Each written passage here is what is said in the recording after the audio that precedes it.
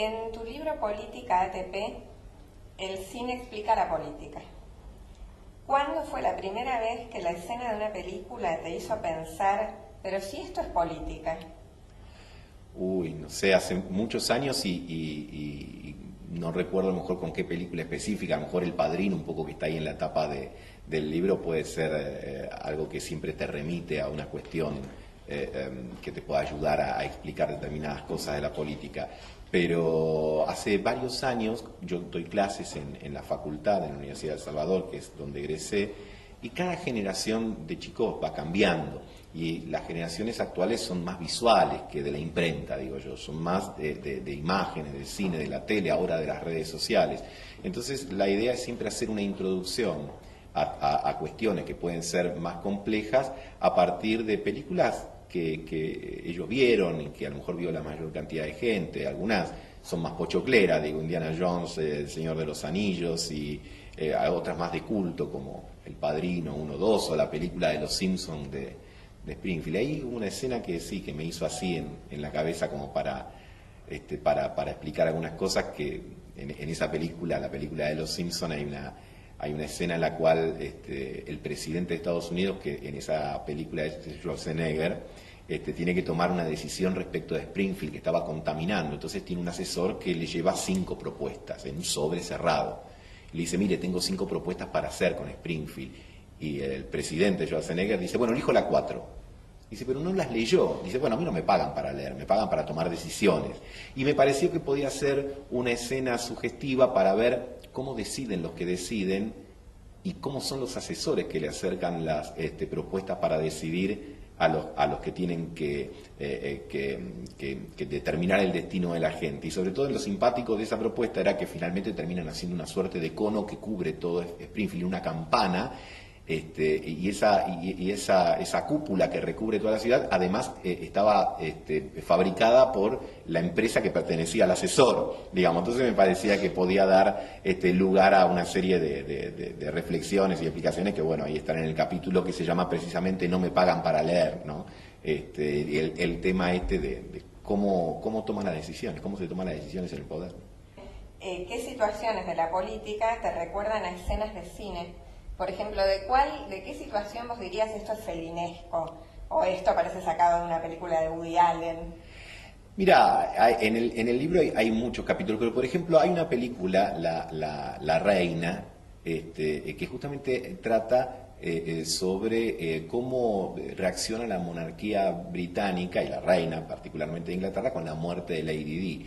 Y ella tiene toda una estructura muy conservadora y al principio es como Lady Di ya no estaba casada con el príncipe Carlos, era la muerte de alguien que no era ya integrante de la familia, y ellos tratan de reaccionar de una manera muy formal y ajustada al protocolo, pero sin embargo la reacción popular de la gente con la muerte de Lady Di era distinta, y la película describe muy bien cómo Tony Blair, que en ese momento era el primer ministro de Inglaterra, le sugiere a la reina, con todo el respeto del caso, pero diciéndole, majestad, me parece que, digamos, lo que le dice es que se le está escapando la tortuga, que toda la gente tiene una reacción de afecto hacia la figura de Lady Di y que ellos quieren imponer el protocolo, y finalmente termina influenciando el primer ministro para que la reina dé un mensaje en la televisión y reconozca que esta mujer, que había hecho mucho por los pobres, que tenía un carisma particularmente, bueno, iba a ser reconocida en los funerales y todo eso.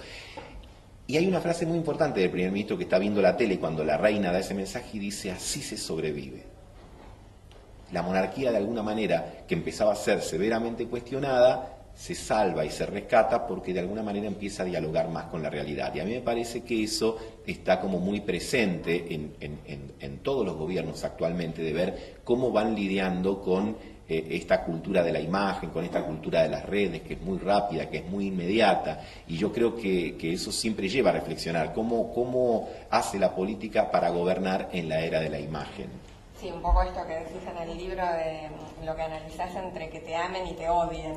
Bueno, eso es algo bien de Maquiavelo, ¿no? Maquiavelo... Que te teman, en realidad. Claro. El temor o el amor. Vos fijate, este año se cumplen 500 años de que Maquiavelo escribió su famosa obra El Príncipe, que es donde particularmente, y ahí en la tapa del libro, justamente está Don Corleone leyendo El Príncipe de Maquiavelo. Y Maquiavelo se hace esa pregunta, dice, ¿qué es mejor? ¿Que al príncipe lo amen o le teman?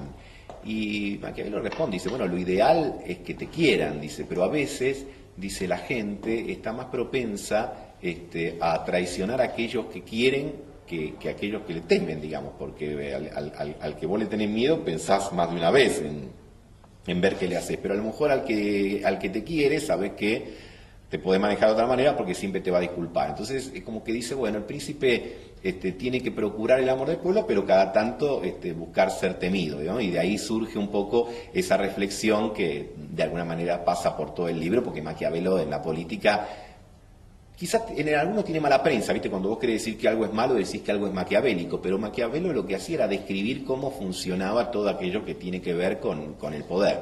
Igual la perspectiva del libro es tratar de dar una imagen, primero, más amigable de la política, más desdramatizada y también más cercana, porque aquí en cualquier lugar del mundo todos vivimos y convivimos con la política y con los políticos. No hay ninguna sociedad que no tenga quien conduzca, quien tenga la responsabilidad. Después varían cosas, cómo se eligen, en algunos países no se eligen, pero eso es parte de la vida. Mirá, el hombre tiene 1 millón de años en la Tierra y vivió la mayor parte de ese 1 millón de años sin teléfonos celulares, sin tele, sin radio, pero nunca sin política.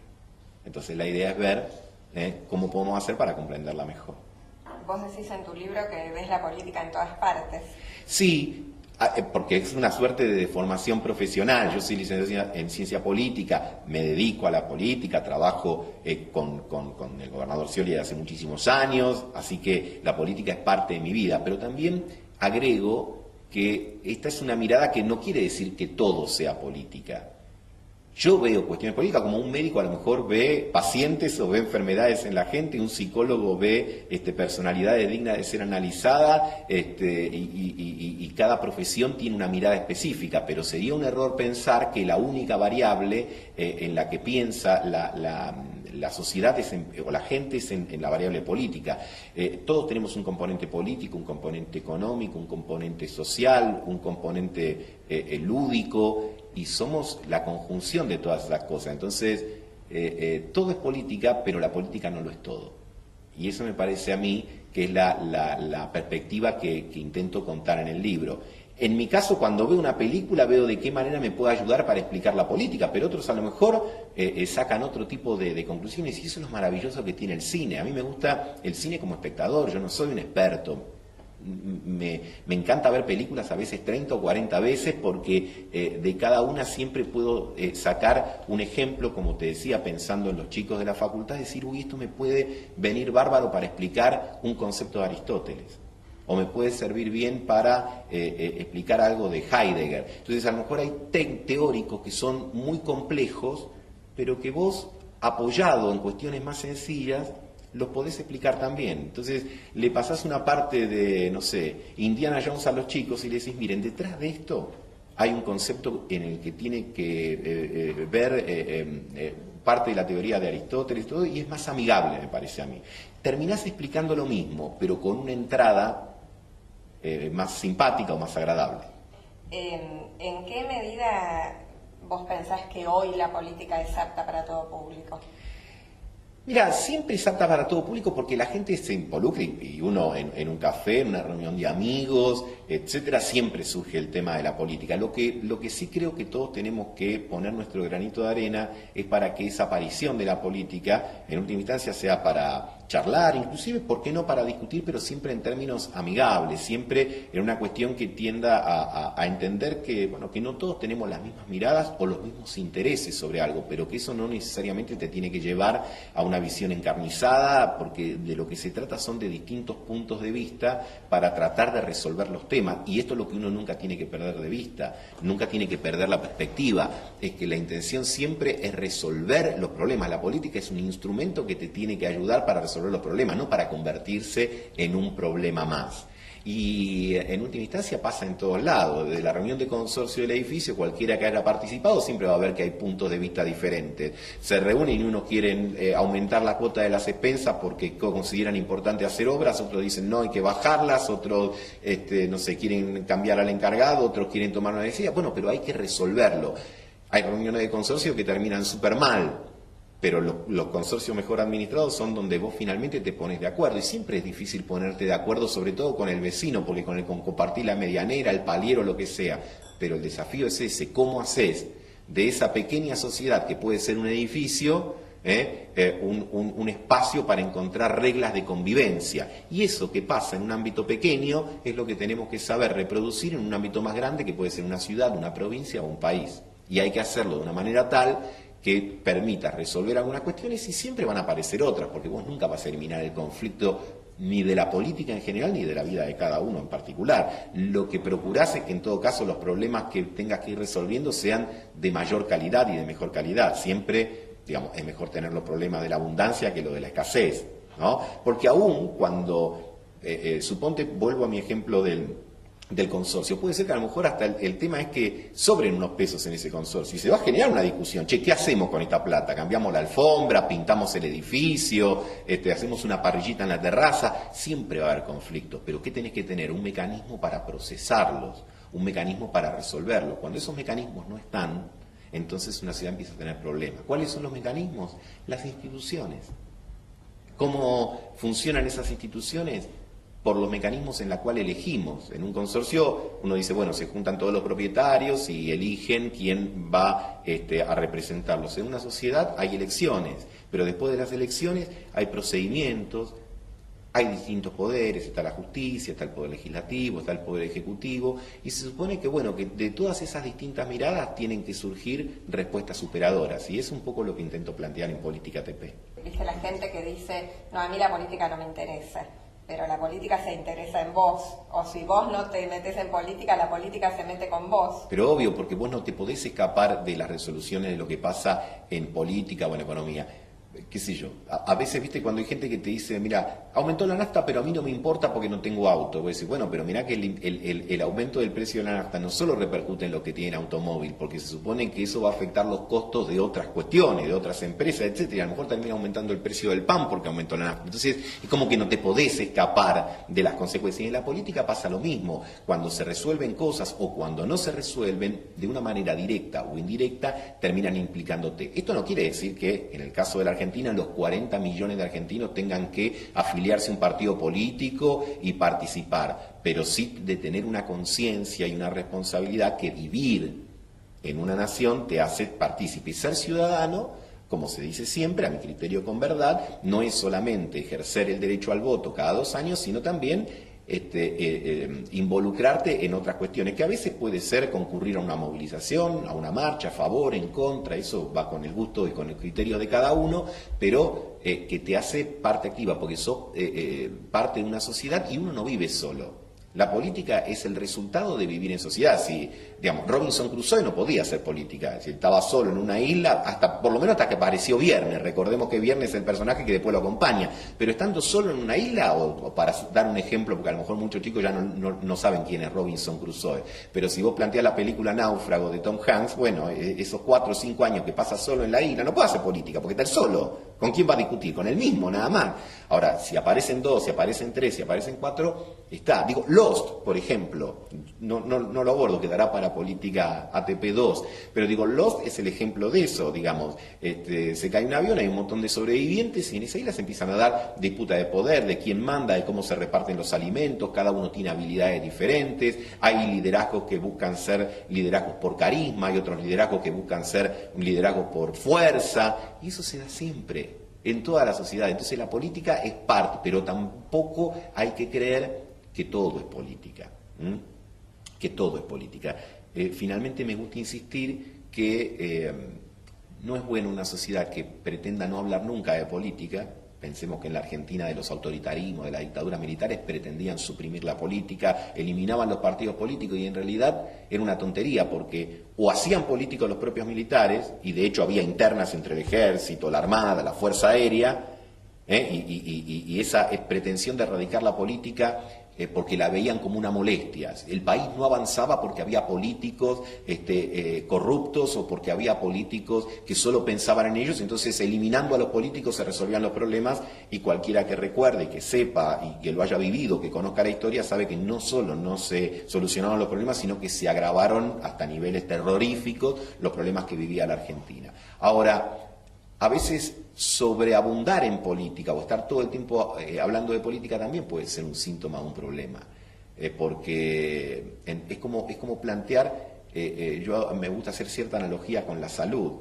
Digamos, si uno está todo el tiempo visitando a los médicos, quiere decir que no anda bien, ¿no? O si uno tuviese que vivir en un hospital, sería un síntoma de enfermedad, no de salud. Entonces, la política tiene que encontrar su justo medio, marcar la cancha, las reglas de juego, para que todos podamos hacer las cosas que se supone que nos hacen bien, que es estar con nuestra familia, con los amigos, con el trabajo, con aquellas cosas que nos dan placer, y la política nos tiene que facilitar eso. Y en la medida que las reglas de juego sean claras y respetadas, eso fluye mejor y cada uno puede dedicarse a hacer lo que le gusta. Ahora, si estás todo el tiempo hablando de eso, y posiblemente tengas un problema.